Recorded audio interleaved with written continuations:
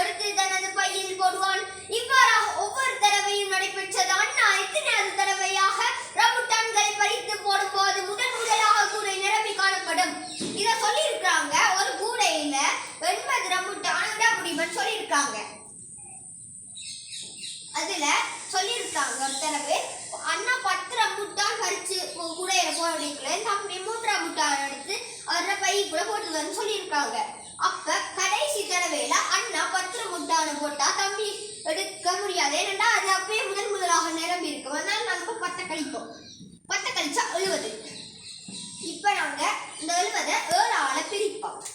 ஏன் பிரிக்க போறோம்னா இதுல அண்ணா ரம்புட்டான் மரத்துல இருந்து 10 ரம்புட்டான்களை பறிக்கலையா, தம்பி 3 ரம்புட்டான் எடுத்து பைக்குள்ள போடுவாருன்றதால நாங்க 10 ரம்புட்டான் கழிச்சா 7.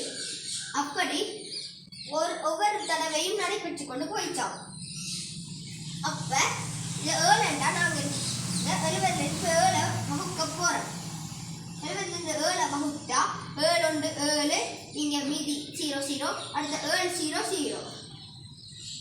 அப்ப 10 10ஆம் தடவைக்கு அடுத்த நாள் தான் முதலாக நிரம்பியிருக்கும். ஏனென்றா இதுல ஏற்கனவே அந்த கடைசி தடவை 10 நிரம்பி இருக்கிறத கழிச்சிருக்கோம். அதனாலதான் அல்ல அந்த கடைசி 10 நிரம்புறது அல்ல ஒன்றை கூட்டும்.